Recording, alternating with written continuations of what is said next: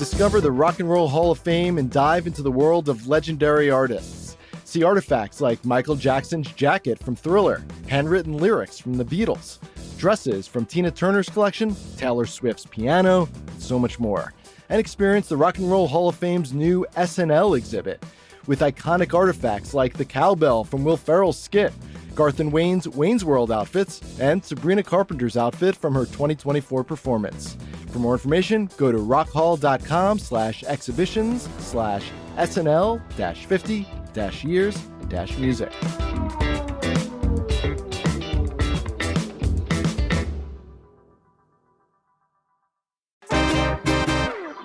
While we still anxiously await news about whether state funding is going to come through to keep SEPTA running as we know it, today on our weekly Wednesday Politics episode, we get a dose of optimism about the future of not just SEPTA, but also Market East and a new bus station and Center City SIPS.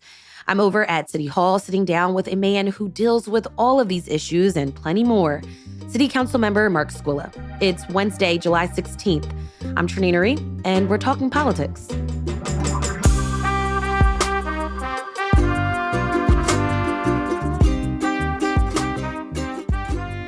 Where are we at with SEPTA funding? Well, I mean, the city funded, a portion of it, over $125 million from our budget into that. And the state is now going through their budgetary process to get funding for SEPTA and for public transit really throughout the Commonwealth, which is really the backbone of how people get around in a city, right? Without public transit, everybody would have to drive, right? Or you would have, biking and other ways to do that. I mean, Philadelphia is a very walkable city. But it's still, if you want to get from place to place, you need public transit in order for it to be a first-class city. So, we've been advocating for additional funding with our state colleagues. Our state colleagues have been very instrumental in pushing that agenda. Obviously, during the budgetary process, there's a lot of ideas on both sides of the table of what they want. And, if you want SEPTA funding, we need this, so forth and so on. We hear about skill games, something that could be regulated and maybe taxed to help offset that. We also know the House had proposed money from the sales tax to go into sustainable SEPTA funding. So there's a proposal there that passed out of the House, went to the Senate, and now the Senate is looking at it and figuring out what to do. But we need that funding in order for the city to really hit its goal, and especially with next year. We just had the Club Cup, World Cup games here in Philadelphia, and we had a lot of people from overseas, so in Europe and different places, coming to Philadelphia. Hardly any of them drove. They all took public transportation because that's what they know when they're in their countries, right? So we need that in order to succeed, not only for the World Cup, but even for people to get to work day in and day out, right? And we have a program here in the city. If you're a city worker, you get to ride, public transit, and the city will pay for it. There's a low-income zero fare program that used to be in there to have people on lower income be able to ride public transit. So that's the best way to get around in the city of Philadelphia, and we will continue to advocate for that funding. I believe there will be funding. I think there will be funding from the state that's coming in. Will it be enough? I don't know. Will fares have to be increased or services cut? I'm not sure, but I do believe that the majority of the money necessary to keep our public transit system will be put in place through negotiations with our state colleagues and our state representative here, especially our Philadelphia delegation, who has been fighting so hard for that. I want to talk about some other issues going on in your district and where you kind of stand on them. So let's start with Market East. We are very close to Market East from your office. What's going on with the revitalization of Market East? You backed the plan to move the Sixers arena to Market East. Then the Sixers pulled out. And now the ownership, they want to still be involved with rebuilding the area. Harris Blitzer Sports Entertainment, they recently bought the Rite Aid. What's the status of Market East? Well, right now, obviously, the big conversation over 2.5 years of meetings and discussions about whether an arena would work on Market East. The decision made by the developers was to build the arena down in South Philadelphia. They're going to build a new arena by 2030, 31. Great news is that we got a women's basketball team now, right, starting in 2030, which is exciting. Great for the city of Philadelphia, great for women in Philadelphia. We have a great fan base of women who support women's sports here, so I think it'll do really well.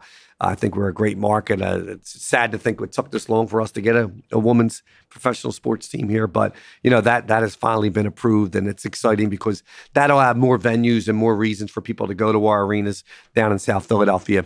But saying that, we went through a large process during that time to look at East Market, right? Look at the challenges of East Market. What do we really need to get foot traffic on there? We have so many abandoned properties on East Market Street. We have challenges with Chinatown where they get no foot traffic. Their businesses are slowly diminishing, right? How do we get to be able to promote that area, to get foot traffic, drive foot traffic into that area, drive it also into the adjoining communities, Wash West, right? You have Chinatown on the northern end, you have Old City, you have Society Hill, you have Midtown Village, and so you have Franklin North. So you have a lot of areas that will benefit from an active Market Street. Market Street is pretty active up until about 5th or 6th Street, basically, where we have a lot of our biggest historic mile in the country's there, right? We're the first World Heritage City. We get a lot of people to come to Philadelphia for the history. How do we then drive that traffic up through Market Street to be able to promote the rest of it? And, the idea is, we had proposals for a Disney Quest years ago on 8th and Market. We had a casino proposal. We had an arena proposal. So now I think the time is to put a plan together for East Market on the vision of what it could look like. Now, it's difficult. When we were doing the master plan for the Central Delaware, a lot of that land was empty land, and we could say, all right, we like to have a park here, we like to have a trail here. Even though they were all individually privately owned parcels, we could still put a plan together. To cap over 95 was part of that plan, to give an idea of what we want the Central Delaware to look like. Well, I think we need to do something similar on East Market, where we could get input from the community stakeholders, input from the property owners, right, to see what they want to do. But part of the process when we were going through the arena deal, when they finally pulled down and went into South Philadelphia, is that they would purchase those properties on the south side of Market Street to help the city initiate a rebuilding of East Market and help push a new plan for how we would want Market Street to be. Market Street is named Market Street for a reason, right? It was named it because that's where everybody went to shop. There were markets there. There was food stands there. There was a lot of people that would gather on Market Street. Initially it was called High Street. They changed it to Market Street because it was a big market. And I think we want to keep it that way, where we could have people entering our center city area to do shopping, to go eat, to have activities. Now, the challenges with the plan is that now we have Blitzer, which is the HBSC, the Sixers, and Comcast joined forces together to build the arena in South Philadelphia. They also joined the joint venture to buy those properties. So as you heard, they did buy some of them. They bought others. So they have now kept their word as part of this plan to join forces together with the city of Philadelphia to buy them, work together with the city, planning vision in building what we want to have marketplace, which would be retail and office use with residential above, to build the density in that area to keep the foot traffic alive, not only for Market, but for Midtown Village, for Chinatown, for Old City, right? And other places. So, we're hoping that these announcements that you'll be hearing in the next several weeks will start to be the catalyst to drive that planning process. We have Wanamaker Building that, Macy's lots of vacancies. Vacancies there. We have a great owner there that now has purchased not only the Wanamaker Building, but he owns the building above. It was condoed. TF Cornerstone, which is a family-owned business, they are committed to keeping the historic fabric of that building alive, but they're going to change the retail, so it won't be just one big retailer, but they will also keep the Oregon and the Eagle and some other things that are really important to the city of Philadelphia. They're going to have multiple retailers in that building. Then they'll have a couple floors of offices, but then convert the upper floors that were offices to residential. And that work should be starting in 2027. And that'll be exciting where, they already supposedly have a retailer for the Chestnut Street side and looking for some retailers for the Market Street side. So we see a big momentum this year going into next year. Maybe if the 76ers and the Comcast buy those properties there on the south side of Market Street, maybe we could activate them for 2026 in the sense that maybe if the buildings aren't there, maybe demo them and make it a big open plaza space that we could have events there during the 2026 celebrations and then have them start developing that after 26 as part of the plan for East Market. Does Market East have to be retail? Yes. Yeah. Market Street, it has to be a place that people are going to go to, right? So can it be retail? Can it be entertainment? Can it be restaurants? It has to be all of them. You can't have just retail. We see that with the fashion district right now. The challenges of having all those places in one in an area that has multiple other options is not working, right? What about residential? Residential will be part of Market Street plan. As you heard earlier, right, the 76er says build residential above retail, right? And so the key is building density, because without the residents, you can't depend on just visitors coming, right? You need the people who live there day in and day out. So you're building density to then frequent to commercial use, frequent the entertainment use, frequent the restaurant use, right? And so without both, it won't work. And so it's really important that Comcast and the 76ers are buying those properties. Because first of all, they're private properties. Somebody has to pay for them. And the city would not have the resources to buy all those properties and build it all out themselves, right? We might have to look to subsidize that in a way as part of the plan. Do we look at a KOZ? Do we look at some type of tax abatement, right, to incentivize the development, to make sure we could build higher density? Do we add affordability into those places? How do you make all that work when you're having private developers do it, right? So we have to look at the plan of how we as a city are going to incentivize the development of that area while doing it as part of a planning process that engages the community and get what they want as part of it. Philadelphians still don't have a permanent Greyhound bus terminal after Greyhound closed shop in Chinatown. People are still waiting outside in Northern Liberties with no shelter or bathrooms. We know that it's also upsetting business owners in the area. Are there plans to create a permanent solution for people waiting for the bus? There is a planning process that's ongoing now that was funded by a DVRPC grant.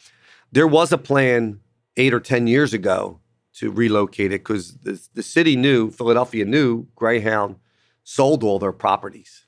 They knew that Flex, who was buying these properties, saw that there was two types of operations. One was real estate, one was transportation. They saw the value in the real estate and were getting rid of it. Flex went to more of a curbside pickup model. Greyhound followed.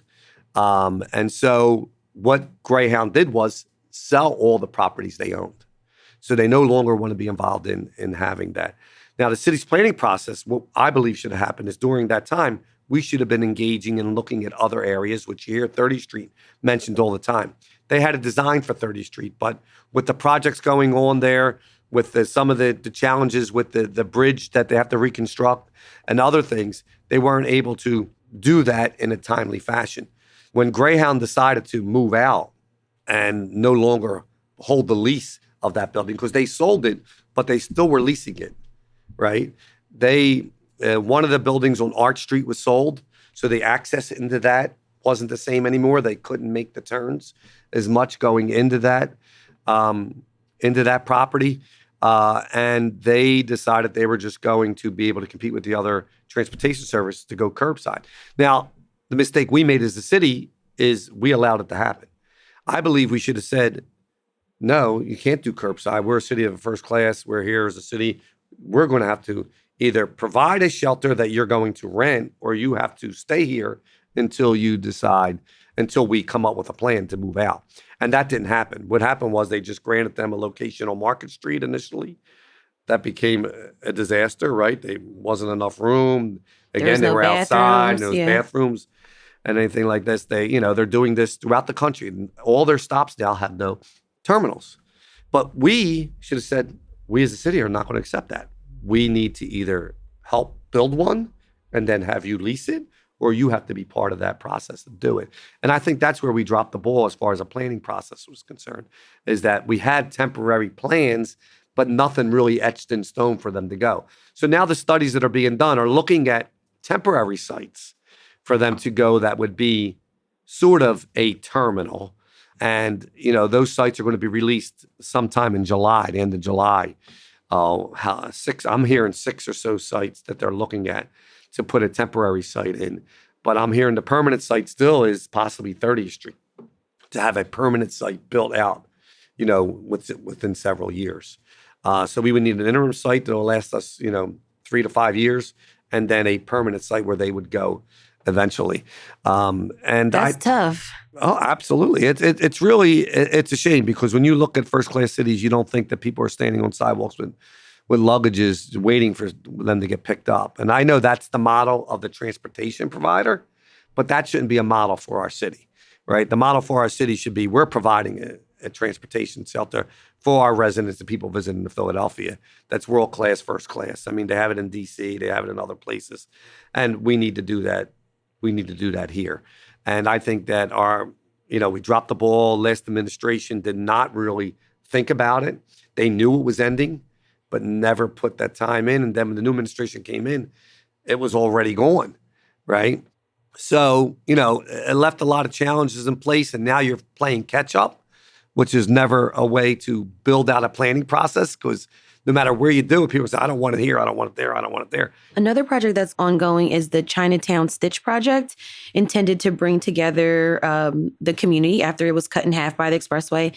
That's in danger because of federal funding being cut. Where is that project now? Right now, the federal funding we have for the project funded the outreach, right, to go over the design, right? Also funded all the work that put together to come up with a plan. Right, the planning process was complete and paid for. The design has also gone out, so that is also funded, and that will be completed in a year or so. The challenge is with the funding for the development of it, the build out. We know that everything is being reevaluated in the feds, all that funding. This is an important project for the city of Philadelphia, important project for Chinatown. Capping that to be able to connect not only Chinatown, but to create open space and other amenities to that area that was disrupted so much by the highway going through it.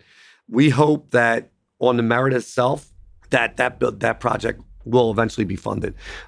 We know that we have some time till we get to it. Everything that was funded already will continue to be funded, because the design is now already in process, so that is not going to be taken away. But the challenge will come with the money for the actual construction of it. And like we said, by the time we get all the design done and all the tweaks and everything like that, there may be a change in administration, right? Because you're talking 2-3 years down the road. So we're hoping that even if it is near the end of the administration and there isn't funding for it, which I believe it still will get funded, because if you look at that project, it's a great project. And I think that even if it doesn't, we could wait out that one administration to the next administration to make sure we get it done. Now, the challenges of that project, people talk about gentrification, how it will gentrify Chinatown. And we have to do some more work, like we were doing when the arena was coming, with some overlays. Like we were putting a lot of protections in place when the arena was coming. We need to do that for the Stitch, right? But you received a lot of criticism about that community benefits agreement. That was money that Chinatown was supposed to get if the 76ers arena moved in next door. But the community said it wasn't enough money. Exactly. And, part of the problem was a lot of the community benefits agreement was negotiated by the administration initially so that the mayor would be able to support it. But then we had to push back and claw back other things that we thought were important for the community, right? And I know a lot of people said it wasn't enough, but, we got a lot of things for the community. Like we created what we call the stadium district that would be funded by that stadium district, right? It was going to be being able to get them the money and resources they needed to do whatever they wanted, that they decided what they needed within that district. $20 million of affordable housing dollars into that community for Chinatown specifically, right? Now, one thing that came out of that, even though the arena didn't go there and there were some challenges with it, the $20 million is staying in that community for affordable housing, right? So the benefit of that whole process came a couple different things. One is additional parking that we're looking at for the community that we're still in the process of working on with them. Affordable housing, right? We just opened up the senior affordable housing there. We're hoping to get approval by PHFA on another one at the Philadelphia Old 6th District Police Station, right? The mayor's committed money to that. So we're starting to see, because of that process that we went through, the benefits of the community that are coming from it, even though they weren't supporting of it. a lot of the things that we put in place because of the arena are still going to be plummeted into that community to offset any of the challenges from the Stitch, from maybe the rail park, and some other pressures, natural pressures that are happening in and around Chinatown. Because what you see is, before, Chinatown was the only place to get Chinese wares and goods and groceries.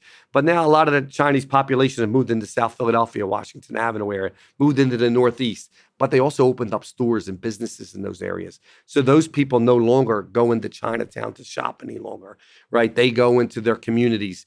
And they have parking. So what we're doing with Chinatown is trying to develop more cultural things in that community to attract people into there so that the businesses will hopefully continue to survive and thrive. All right, we've got more with the council member after this break.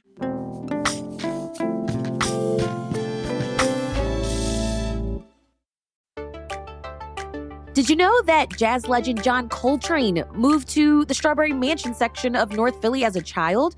Or that the iconic Divine Lorraine Hotel earned its name when Father Divine transformed it into the first racially integrated hotel in the city? This July, discover the powerful stories that shaped a neighborhood at the North Philadelphia History Festival, happening July 24th through the 27th. It's 4 days of free events, exhibits, live music, film screenings, performances, and community conversations, all celebrating the rich African-American and Puerto Rican cultural legacy of North Philadelphia. The North Philadelphia History Festival is organized by Scribe Video Center, with lead support provided by the William Penn Foundation. Join Scribe this July 24th through 27th at various sites throughout North Philadelphia. Learn more at scribe.org/NPHF.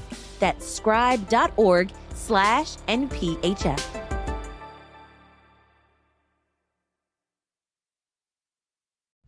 This episode is brought to you by Nespresso Virtuo Coffee Machines. Ready to enjoy the bold flavors of barista-quality Nespresso iced coffee at home? Simply fill a glass with ice and press the brew button on your Virtuo Pop machine to enjoy rich double espressos roasted to stand up even when chilled. Refreshingly bold iced coffee. Refreshingly easy to make at home. Visit Nespresso.com to shop now. Next year is America's 250th birthday, and a big celebration is being planned for Philly. But in other anniversaries of America's birthday, we got big projects. That's how we got the Ben Franklin Bridge. Are we going to get something like that for the 250th? There's supposed to be a legacy project that the city is working on. There's a couple different ideas, but not so much as like a big building per se. We were hoping to have our cap over 95 completed by then, right? Which is the from Walnut to Chestnut, right? From Front Street all the way over both 95, Delaware Avenue, down to the water. That's going to create a big open space for the residents of the city of Philadelphia. And we were hoping to try to have that done as our big, semi-quincentennial gift to the city of Philadelphia. But unfortunately, it's going to be a year or so delayed after that. Why is that? Well, just because of the resources necessary to build that and then the timing to build it out. It's a complicated construction project that, is going to take a lot of time. The project has started. If you drive along 95, you'll start to see half of it's capped already for the whole block. And so, it's going to take some time to get completed. But, we always looked at, City Hall was one of our 5 open spaces, our 5 squares that William Penn envisioned, right? And you have Washington Square, Logan Square, Rittenhouse Square, and Franklin Square. And then we had Center Square, which City Hall was then built on. So we sort of took away a park. And that was our way, I think, of giving the park back that we took away to add another square back into the middle of Center City and to be able to allow people now to access our water, right? Our waterfront is something that was always divided by 95 once they built 95. And it was always a blockade between the city itself and our water. This project allows us now to be able to build a nice open space, a nice park for people to enjoy that connects our Center City right to the water, where we could have other activities and more recreation that we could build out on our waterfront. So to me, it's exciting. It's a shame it couldn't get done by the celebration, but it's still going to get done. And so we're excited about that, and excited about the opportunity that'll bring to the city. And, we also believe that will encourage more economic input around the park.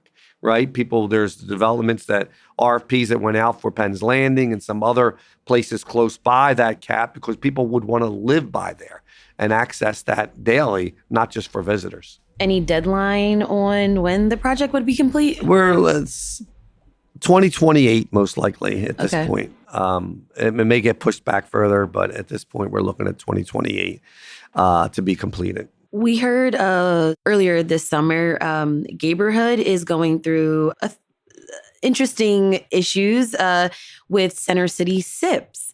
3 bars had pulled out of the weekly summer happy hour. How can the city address the large crowds that have begun to gather on this day, the noise? It's been a lot of random partying outside of the bars. And SIPS was supposed to kind of help businesses when they experience that summer slump and everyone's down at the shore. So how can we keep things safe while also supporting our local businesses? Yeah, and we met with Midtown Village businesses and the Gayborhood businesses over those concerns. We had, there was a lot of social media posts, where the meet, where the gather, that we had to try to understand what was going on. And we've had this periodically in different areas of the city. We had it up in North Philly at some instances where everybody would gather up there by the Temple area and they would just party in the streets. And, it's sort of a new concept with social media of how people get together and you want to meet and greet each other. And this so happened this year, it happened with SIPS, right? On the Wednesdays, they were meeting out in the streets. We had people selling liquor and stuff out of cars, and all other things were happening. So, we had to wrap our hands around it a couple weeks in a row. Some people did pull out of it. But there's SIPS is bigger than just Midtown Village. The issues were in Midtown Village. All the other organizations a part of SIPS loved it. Right? So they were not complaining at all. Right. So what we had to do is look at where the challenges were, right? We don't want to just try to move the challenge, say, all right, we'll fix it around Midtown Village, move it into, say, where Comcast is, or move it on to the Dilworth Plaza, or move it down further to Old City, right?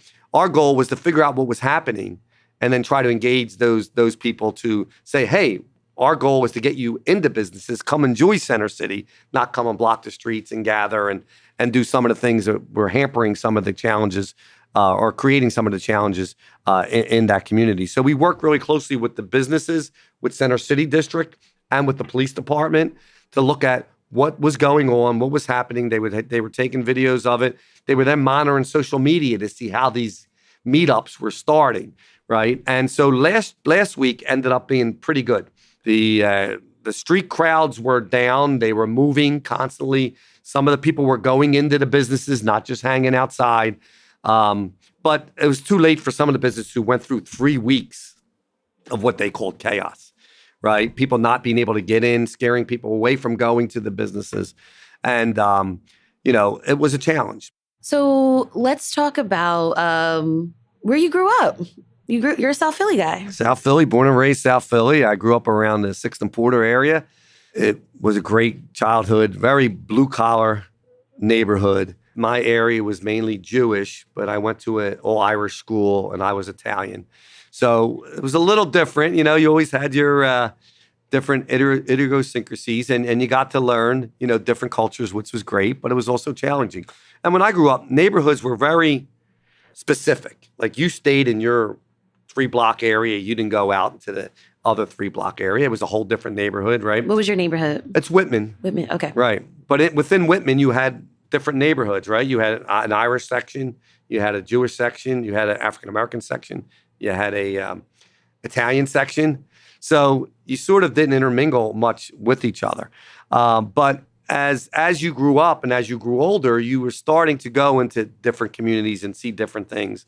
And, you always had boundaries as a kid. You only could go to 7th Street. You only could go to 4th Street. You only could go here or there.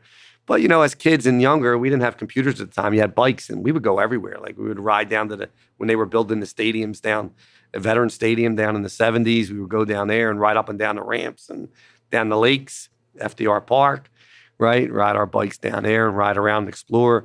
So, we always played stick ball, half ball on our streets, step ball and ledge ball. We would play fastball and long ball and Taggart playground with kids. There was always a bunch of kids around. It's easy to find 15 kids to go out and get a game on, right? We would play basketball, just pick up basketball, at the local playground. So it was a lot of fun. It was really fun growing up. Attended Our Lady of Mount Carmel grade school, went to Newman High School, and then graduated LaSalle College. But I stayed there until I got married. I bought a house at Front and Snyder. Still stayed in Whitman. Got married, had 4 children. Still all live in Philadelphia. We're still there, Front and Snyder. So, I love the community, love the neighborhood. Do we have challenges? Living at 5th and Porter, we always knew it was challenges, right? It was a blue class neighborhood, different walks of life of folks and people there. So you learned how to deal with that, right? We had some drug issues over on 7th Street. We had some, violent crimes in and around the areas. We had shootings periodically back then. So it was, growing up, you learned a lot. But you got to know people. You got to respect people for being different. And I think that helped me actually along the way of eventually coming here. My degree's in computer science. So I was a programmer for 25 years. Never dreamt of being involved in politics, right? It was never on my radar until I had 4 kids and I wanted to redo 2nd and Jackson Playground, which was around the corner from my house. And I remember meeting with the council person saying, what do we need to do to get our playground done? The gates were always open. Kids would drink in there, break bottles. If you took your kids there, it was broken glass. Play equipment was old, right? And so... So you were just a dad who wanted a better playground for his kids. That was it. And then I created a friends group of friends of the playground, and we would clean up every weekend, just get the glass out of it initially. But then we started programming it. Started running hockey leagues, basketball leagues. We started to do arts and crafts. We had family days with music and barbecue. And we just got more people involved in the playground. And, we still didn't have it fixed, but it was cleaner, right? Okay. We worked with the courts. They used to have community court back in the day where people had to do community service. So they would come there, do 4 hours or 8 hours community service, help clean up the playground. And I remember one time I got involved and I thought, well, maybe I'll become a committee person, get people to vote. And instead of just asking a politician to help us, Councilman Chico, who was the one before me, I said, maybe if we get people to vote, they'll notice this even more. So I started asking people, just go out and vote. Like, we're not saying who to vote for, but just vote. And, we registered people to vote. We got them out. And I remember one meeting we were having, and the council member noticed it. He goes, I see there's a lot more people voting down there. What do you think they want? I said, they've been asking for a new playground for, 5 years, 6 years now, and we still have the same playground. They might fix a fence here or there. But he committed the money to that playground, and I sort of got the bug at that point. And I became president of Whitman Civic Association. And then when Councilmember Chico was getting ready to retire, there was 3 other people running, and he was saying that, well, who else would run? Who could we support? Are these guys good? And he really didn't support any of the ones who were running. So he was looking for some people to run, and we were asked several people, like, would you run? People who we thought were community oriented. And jokingly in one of those meetings, I said, if nobody wants to run, I'll run. And Councilman DeChico said, well, if you want to run, I would support you. I said, well, I have 4 kids. I had 4 young children at the time. I got to ask my wife, right? And I said, I got to go. I don't know if I could. I said it, but I don't know if I could do it. And I remember going home to my wife and I said, hey, listen, there's an opportunity. I'm working for, doing programming. I would have to give that up, run for city council. But I think we can do some things. We can make, positive change for the city. And she supported me. She goes, yeah. She goes, if you're only going to do it for a short time. So I said, all right. So I promised her 3 terms. This is my 4th. So that didn't work out well. But I still want to do 1 more term. So I want to do that. I want to see a lot of these projects get finished. So 1 more term would probably be the final for me. I'm getting older now. I'm 62. And so, need some new, fresh blood, new ideas to come in and do that. But I would like to finish some of these projects, especially that CAP project, which was such a big deal. And I would love to see Market Street have a full plan implemented and the process started before I leave. I wanted that CAP at least started before I would leave, because 2 things I said when I was coming in was Market East and the Central Delaware. 2 things I really wanted to make an impact on. And the Central Delaware we've done the trail already. We're building the CAP. and then the rest will take care of itself. And I think we'd love to do the same with Market East. But, the councilman supported me. We got some other support. It was tough. I was from South Philly. My district went, as you mentioned, goes all the way through Center City, all the way through Northern Liberties, Chinatown, Kensington, Port Richmond, Fishtown. Those people didn't know me, right? And when I went up there, I realized, well, you're a South Philly guy. You don't care about Kensington. You don't care about Port Richmond.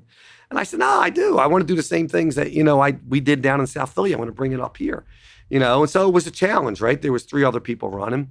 And so 4 of us ran, and I ended up winning.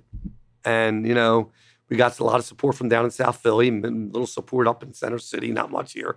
But, then we built some support up in the northern end. And we ended up getting enough votes to win. And my goal then was to build a friends group for every park and recreation center. And we did that. So every park that we had in the city, we built a community friends group because I thought that was the way to get people involved. Now, it was more work for me as a council person because now they're calling you with all their problems. We got to fix this. We got to do this. We got to need money for that. But it made those parks and recreations better places. We also created an RCO, Registered Community Organization, for every area of my district. So South Philly had a bunch of them already, very well organized. When I would go up into Kensington, they would say, why do people in Center City get that? Why do people in South Philly get this? I said, they're organized. They come in here. They have meetings. They bring you in. They tell you what their problems are. They work. I said, we don't ride around the district looking for problems, right? When you guys are engaged, when I first was elected, we had no calls from the northern end. Like past Girard Avenue, we had nothing. Right? And so by creating these groups, we start getting short dumping calls. Our alley lights are out. We need our street cleaned, right? Our sewers are clogged. And they started getting more engaged. So you saw the increase. And I got to say, one of the best stories is Harrogate Park. It's no longer my district. My district shrunk as population grows every 10 years. Your district gets reassigned. And so my district had grown by over 10,000 people. So I had to reduce my district, but I lost the northern end above Allegheny Avenue. But this Friends of Harrogate Park got together, and it was full. We had a lot of opioid addiction issues up there. People always sleeping in the park, needles everywhere. And they went out day in and day out. They would go and clean the park. They would start programming there. And last year we went there. There was a wedding there. And I said, wow, I would have never envisioned somebody wanting to get married in this park 10 years ago. Right? And that group that formed, they're still active today. Even though it's not my district, they had an event, I went to it. And just to see it and all the kids out there playing in the park. And it really is led by the Friends. I mean, the city helped out with doing certain things, but the Friends group is what led that transformation. And they have an old lady gang where they would go and wake up people sleeping in the park at 6 a.m. with whistles. Say, hey, time to get up. You got to go. And they would do it. And they were the ones who really got involved and really turned it around. And when they start seeing their involvement make it change and more people paying attention to them, they got more people involved.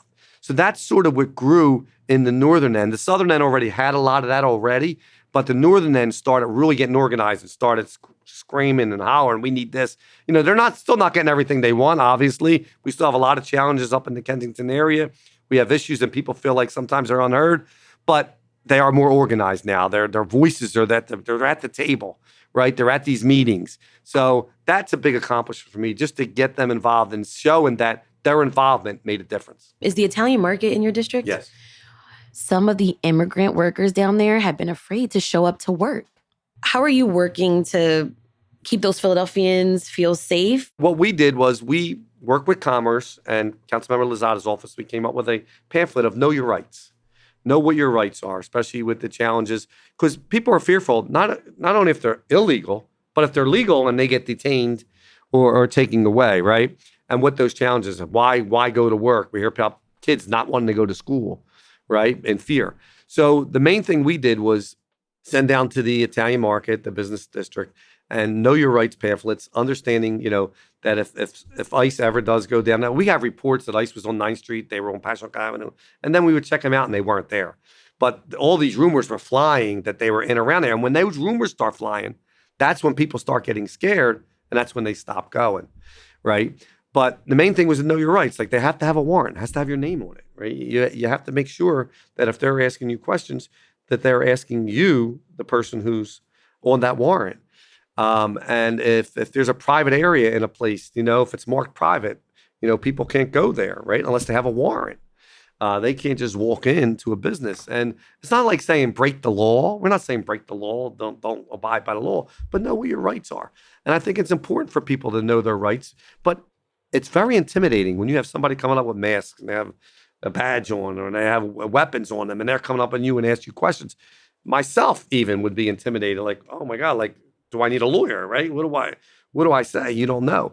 So the more you educate them on that, the better off it is. We have an Office of Immigration Affairs who we work closely with, right? Juntos, we have a couple other organizations that we work with to get information from them and pass that along to them. And we have printed in Spanish, Vietnamese, Mandarin. So, our goal right now is just to educate them on what, and understanding that when things are happening, when you hear these rumors, reach out to us. Let us verify them. There were some people picked up in ICE, right? But let us verify them so you're not thinking that these are happening. They're, pulling kids out of schools and they're going into every shop and they're taking people out. People are even legal citizens. They're removing them and deporting them, right? You hear all these things the rumors are hard to quell because once it gets on social media, it's true. It's a fact. And so it's hard to stop. So we ask them, like, especially 9th Street or Passyunk Avenue or even Old City, our restaurants. We have a lot of restaurants in my district, and a lot of them have immigrant workers. And so they wanted to know what they could do. And so to me, the best part is to educate and making sure they know their rights as this process unfolds. I think some areas have been hit harder than others. We've had a couple complaints in Philadelphia, in my district, but not the overwhelming majority that I'm hearing in other areas. And I don't know why, but we just want to make sure our people know what their rights are and make sure they can protect themselves. But it isn't intimidating if somebody's coming to you and they have guns and, masks on and covered up and what's your name? Whoa, you don't know. And so it's hard. It's a difficult situation. And hopefully we can get past that because, in our country, and this country was built on immigrants, right? And people are going through a process of becoming citizens, right? And so the last thing you want to do is scare people away, right? Because without, they are a lot of our workforce. And they make things happen in the city just as others do. Same thing happens with a lot of our businesses. And so we have to make sure that they have all the information necessary. Thank you for your time today. Thank you. Thank you very much for coming in.